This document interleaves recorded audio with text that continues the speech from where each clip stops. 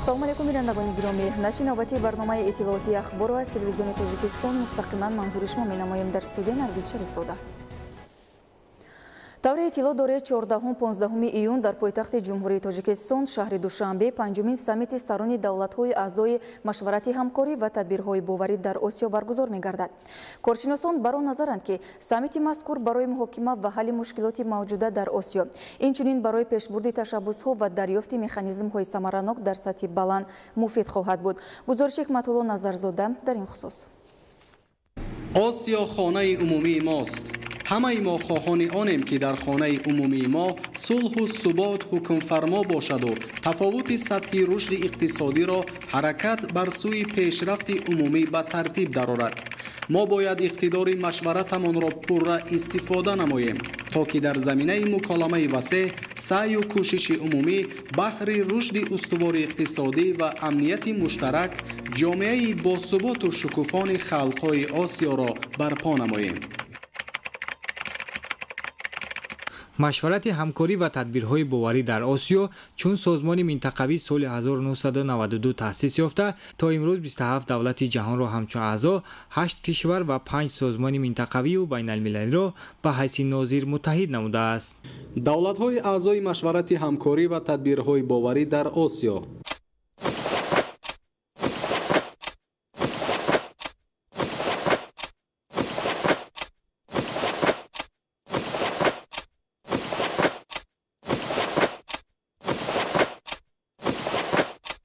кишварҳое ки аъзои ин созмон ҳастанд имрӯз 27 ададро агар ташкил ҳам намоянд, лекин 90% ҳудуди Осиёро ташкил менамоянд ва бештар аз нисфи аҳолии кураи заминро ташкил менамоянд.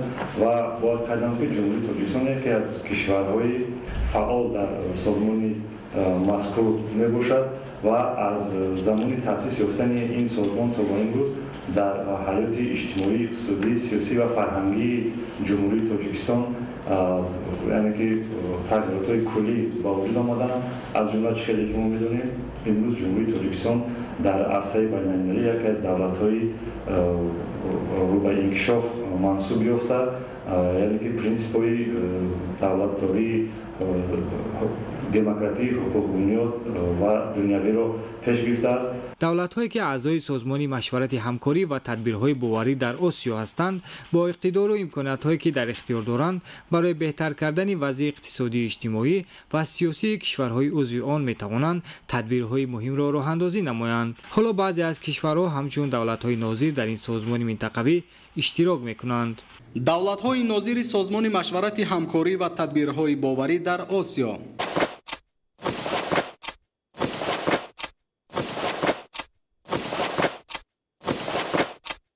бино ба андешаи коршиносон, давоми 2 даҳсолаи баъди эълони ташаббуси таъсиси машварати ҳамкорӣ ва тадбирҳои боварӣ дар Осиё, ҷаҳон ва умуман қитъаи Осиё ба куллӣ тағйир ёфт. аз як тараф ҷаҳонишавӣ имконияти рушди иқтисодиро фароҳам овард, аз ҷониби дигар хавфу хатар ва ситезаҷӯиҳои нав пайдо шуда монеи рушди пешрафти кишварҳои аъзо гардиданд. тибқи таҳлилҳое ки гузаронда шудагӣ ҳастанд, муҳаррики асосии рушди иқтисодиёти ҷаҳон дар минбаъда, дар солҳои минбаъда ин асосан ин минтақаи Осиё мебошад ва он захираҳои бои истеҳсолӣ, захираҳои бои табиӣ, инсонию қувваи корие ки дар Осиё мавҷуд мебошанд, имрӯз ба таври пурра истифода нагаштанд ва дар сурати дар якҷоягӣ, дар ҳамбастагӣ фаъолият намудан ин кишварҳо метавонанд ки ба дастовардҳои назаррас ноил гарданд. рушди иқтисодӣ ва суботи иҷтимоии як кишвар ба беҳдошти аҳволи мардуми давлатҳои дигар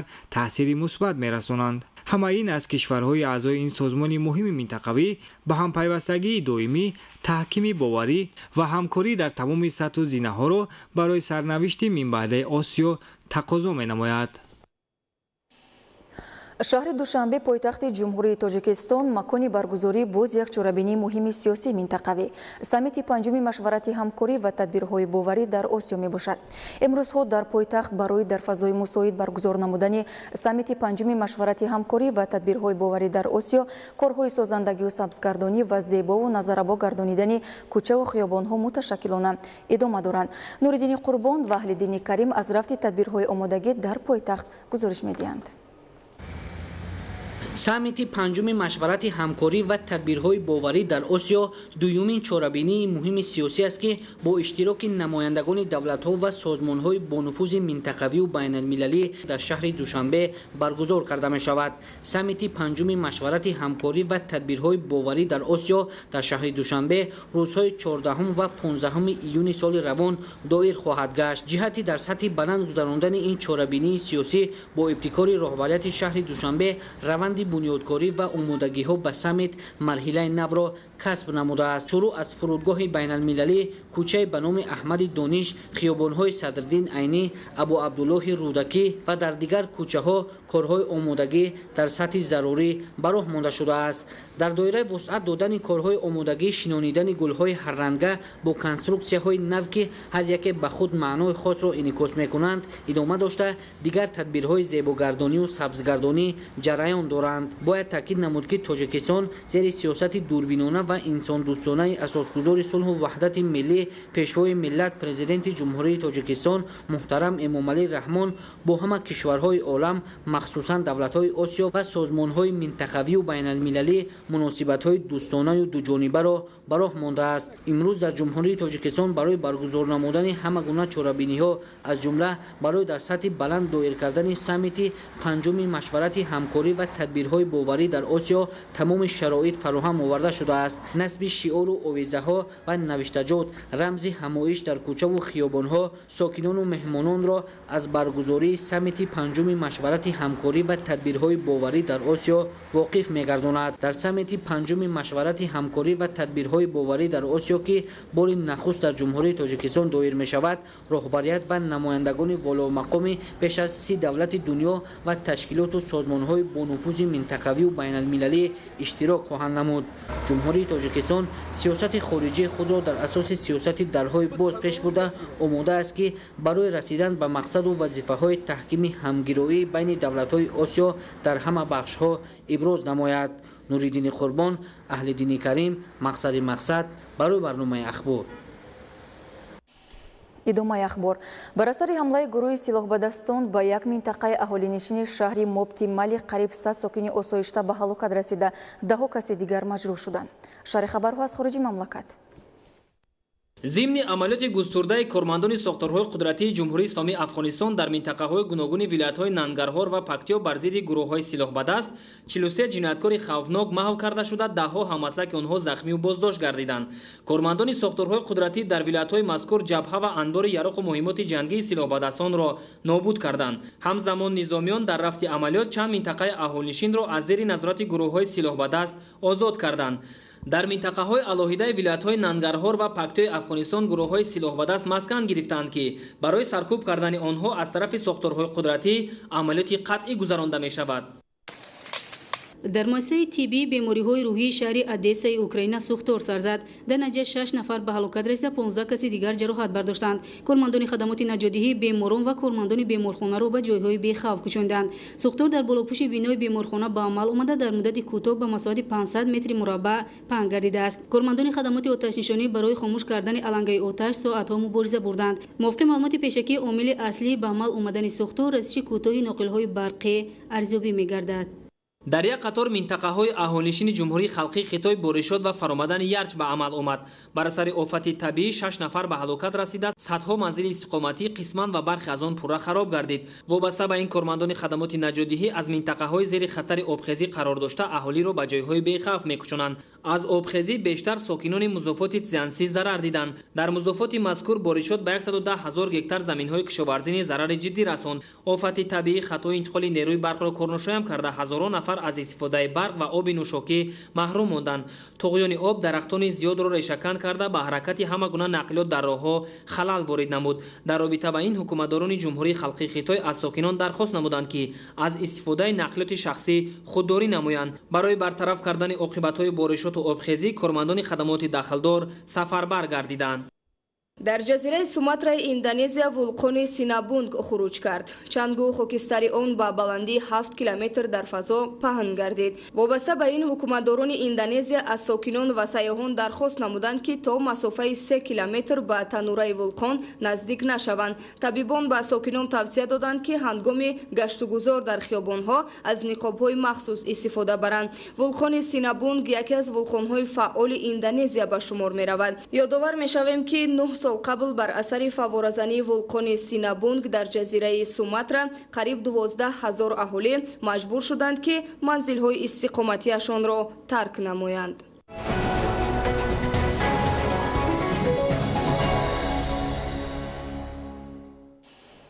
барномаи ахборро идома медиҳем. кишоварзони ноҳияи Қубодиён тавассути истифодаи самараноки замин дар таъмини амнияти озуқавористон мегузоранд. ҳама сола дар ноҳия беш аз 30 000 тонна маҳсулоти гуногуни кишоварзӣ истеҳсол карда мешавад. аз фаъолияти кишоварзони ноҳияи Қубодиён ҳамкорони мо гузориш медиҳанд. Қубодиён ҳам аз ноҳияҳои калони аграрии вилояти Хатлон маҳсуб меёбад. ҳар сол дар ноҳия дар ҳама шаклҳои хоҷагидорӣ бештар аз 40 000 тонна маҳсулоти гуногун истеҳсол карда мешавад. замини корами обӣ 12 300 гектарро ташкил медиҳад. пахтакорӣ ва истеҳсоли сабзавоту полезӣ асоси рушди кишоварзии ноҳияи Қубодиёнро ташкил медиҳад. ҳар сол деҳқонони ноҳия дар масоҳати бештар аз 7500 гектар пахта парвариш мекунанд. аллакай аз нашунамои хуби пахтазор аён аст ки дар ин ҷо технологияи коркарди зироат хуб роҳандозӣ мешавад. дар деҳоти ба номи Утақара Назаров ҳар сол дар зиёда аз 1000 гектар 4 нави тухмиро мавриди истеҳсолот қарор медиҳанд.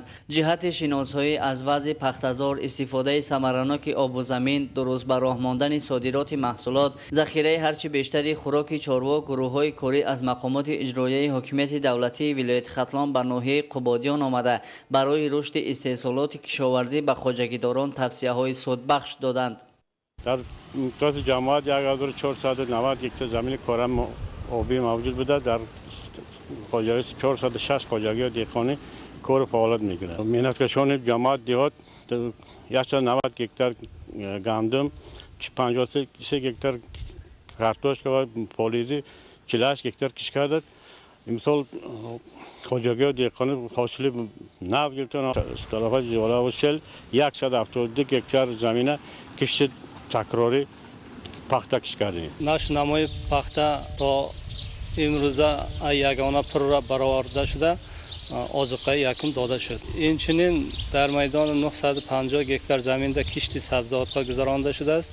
мо аллакай зиёда аз 200 гектар пиёза чинда ва бозорҳои дохили ҷумҳурӣ инчунин берун аз ҷумҳурӣ содират намудем. деҳоти тахти сангин аз калонтарин ҷамоати ноҳияи Қубодиён буда дар ин ҷо ҳам пахтакорӣ, ҳам истеҳсоли сабзавоту полезӣ ва боғҳои меваашон содиротӣ аз омилҳои таконбахши иқтисодӣ дониста мешавад.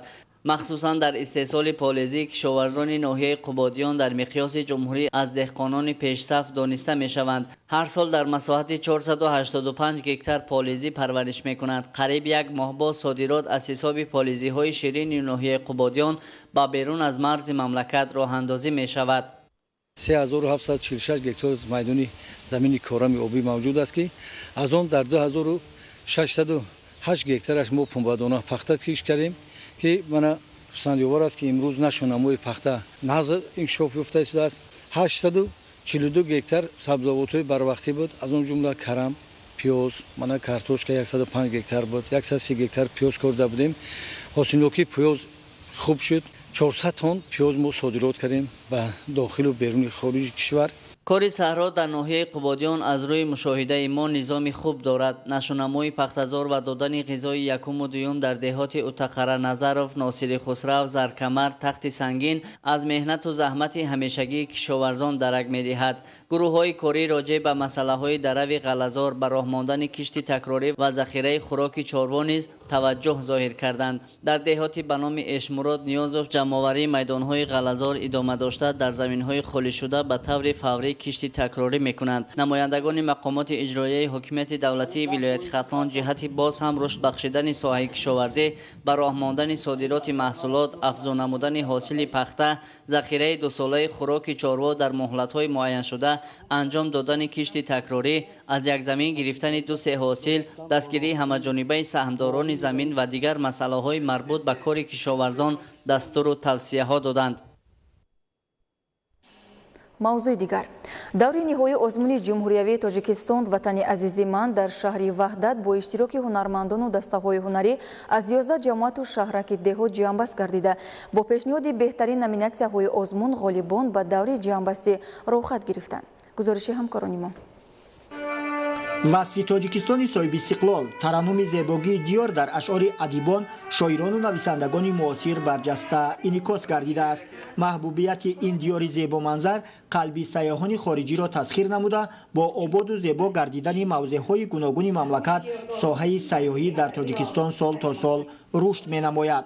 تاجیکستان وطن عزیزی من دوری نهایی آزمون جمهوریوی در شهر وحدت با اشتراک مهمانان و اهل فرهنگ شهر جنبست گردید. ما شاهد هنرنمایی چهره‌های نو گردیدیم و اینچنین در چند نامیناسی دیگری که از طرف هوسکاران و صنعتکاران شهر وحدت اینجا نمایش داده شد، هویدا گردید که در روی صحنه ما چهره‌های نو را دیدیم. مقصد از برگزاری آزمون جمهوریوی تاجیکستان وطن عزیزی من دریافت پدیده‌های نوی هنری، سنجش مهارت کسبی اهل فرهنگ ارزیابی گردید. در دوره نهایی آزمون بهترین نامیناسیا از جانب هنرمندان 11 جماعت دهات شهر وحدت مورد بهاگذاری قرار داده شد. هنرهای مردمی بخش مهمی ساحه فرهنگ محسوب می‌یابد. پیشنهاد دستاورد و آفریده‌های هنرمندان در گوشه‌های مخصوص از آن گواهی می‌دهد که جلب ساکنان به رشد هنرهای اجدادی باز هم بیشتر گردیده است. امروز استعدادهای زیاد خوبی هست که آنها میتوانند آینده گلباغ صنعت تاجیک را از خود رنگ نموی دیگر ببخشند. سهم مؤسسه‌های فرهنگی از جمله خانه‌های مدنیت در جماعت دهات نظررس میباشد. در شهر وحدت چنین بارگاه‌های هنر از حساب بودجه مقامات اجرایی حکومت دولتی شهر باز هم آباد و زیبا گردیده مکان برگزاری آزمون و چاره‌بینی‌های گوناگون میباشد. ما جوانان دوران استقلالیت برای آباد و زیبا نمودن تاجیکستان عزیز خود سعی و کوشش نموده گفته های سرور کشور را سرمشق کار خود می نماییم. می سزد که با تاجیک بودن، با چنین تاجیکستان جوان و نازنین، با چنین وطن نامدار افتخار کرد. دایر و برگزار نمودن آزمون جمهوریوی تاجیکستان وطن عزیزی من بار دیگر ثابت می نماید که حکومت جمهوری تاجیکستان بهره باز هم بلند برداشتن رشد ساحه همروزه تدبیرهای سودمند را راه اندازی می نماید. محمد علی عبدالکریم شکرالله نورالله از شهر وحدت برای برنامه اطلاعاتی اخبار. بینندگان گرامی در همه جا برنامه اطلاعاتی اخبار به انجام می رسد. خیر سلامت باشید.